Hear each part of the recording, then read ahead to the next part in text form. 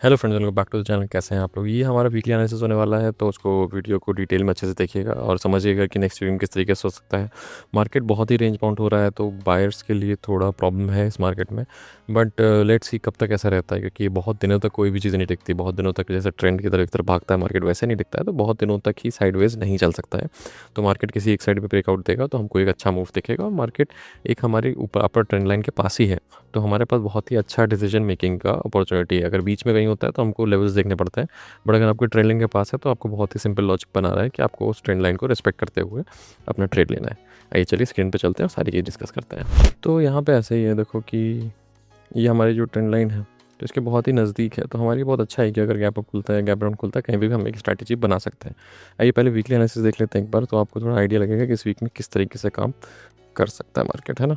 तो इसमें अगर हम देखें तो इसमें वही एक थोड़ी सी नेगेटिव कैंडल बनी है। देखो, उसको ये नहीं कह सकते कि पूरे टाइम मार्केट नेगेटिव ही रहेगा, बट इसको मार्केट को इस कैंडल के बनने की वजह से इस मार्केट को एक ये इसका बॉटम ये टच करना चाहिए।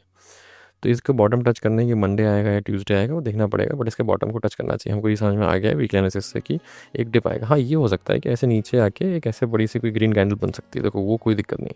बट जो हमको श्योरिटी दिख रही है वो इस चीज़ की दिख रही है। श्योरिटी तो क्या, but most of the chance या मैक्सिमम चांस इस चीज़ का है कि इसको नीचे की तरफ टच करने आए, क्योंकि जब भी कैंडल बनती है तो उसका जो विक होता है वो फिल होता है मोस्ट ऑफ द टाइम्स।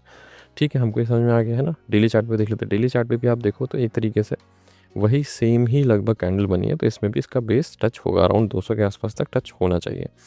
ठीक है, हमको समझ में आ गया वीकली एनालिसिस से। एफ आई डेटा देख लेते हैं। एफ आई डेटा बहुत कुछ खास नहीं है, क्योंकि यहाँ पे बहुत ही कम पुट्स की सेलिंग हुई है, बहुत ही कम कॉल्स बाय करी गई हैं। फ्यूचर भी बहुत ज़्यादा कुछ नहीं किया गया है, और कैश कंपोनेंट में बहुत ज़्यादा कुछ सेलिंग नहीं करी गई है, तो कुछ ऐसा कुछ डेटा है नहीं।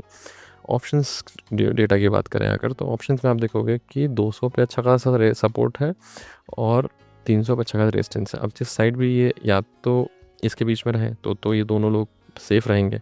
बट अगर 24,175 और ऊपर 24,325 के ऊपर निकला या 24,175 के नीचे निकला तो ये ट्रैप हो जाएंगे, तो फिर मार्केट उल्टी तरफ भागेगा।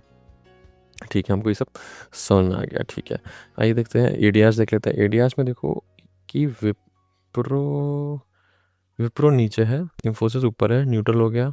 ठीक है, और एचडीएफसी बैंक ऊपर है और आईसीआईसीआई बैंक ऊपर है, तो मतलब बैंक्स ऊपर रहेंगे और निफ्टी न्यूट्रल रहेगा। ठीक है, गिफ्ट निफ्टी की बात करो तो 43 पॉइंट्स ऊपर है, क्योंकि पूरे यूरोपियन एंड यूएस मार्केट ऊपर रहा है। ऑल्सो ये 94 ही था, तो 94 के आसपास ही ये टिका हुआ है, तो इसलिए शायद थोड़ा सा ये पॉजिटिव दिखे। तो अब मेजरली मुझे ऐसा लग रहा है कि डेटा से ज़्यादा कल मंडे के दिन मुझे लगता है लेवल्स का काम आएगा। तो लेवल्स के हिसाब से अगर आप देखें तो आप ये देखेंगे कि अगर मार्केट ऊपर खुलता है, जैसे 43 पॉइंट को दिखा रहा है, कुछ भी दिखा रहा है, ऊपर खुलता है और तुरंत ही इसके ट्रेंड लाइन के अंदर आ जाता है, तो आप पुट वहीं ले लेना, है ना। फिर आपका मतलब यहाँ सेकंड यहाँ तक के टारगेट, फर्स्ट टारगेट रहेंगे यहाँ तक के, मतलब वही 24,175 तक के। अगर इसके भी नीचे निकलता है तो आपके अराउंड 150 या 24,100 तक के और टारगेट हो सकते हैं। ठीक है ना। अगर ये तभी केस है, या तो इसके अंदर आ जाए, या तो फ्लैट खुल के स्टैंड लाइन के पास मिले, या गैप डाउन खुल के स्टैंड लाइन के पास मिले। किसी भी सिनेरियो में अगर स्टैंड लाइन के नीचे मिलता है तो आपको पुट लेना है, और किसी भी सिनेरियो में स्टैंड लाइन के ऊपर सस्टेन करता दिखता है, मान लो यहाँ से सस्टेन कर रहा है या ऐसे जाके ऐसे सस्टेन कर रहा है, किसी भी पॉइंट पे स्टैंड लाइन के ऊपर सस्टेन करता है, तो आपको कॉल की तरफ देखना है और 50 पॉइंट ऊपर टारगेट। फिर देखो 400 तक भी जाएगा आगे, अगर ट्रेंड लाइन ही टूटती है तो 400 तक भी जाएगा। तो वो हम या तो आप पोजीशन ट्रेड बना सकते हो 400 तक का, या तो आपको अगर एक दिन में अच्छा प्रॉफिट मिल रहा हो तो आप मेरे हिसाब से पर डे का प्रॉफिट के हिसाब से रहो और अपना आप प्रॉफिट निकाल लो। ठीक है ना। अच्छा लगा हो वीडियो, समझ में आया हो तो थैंक यू वेरी मच।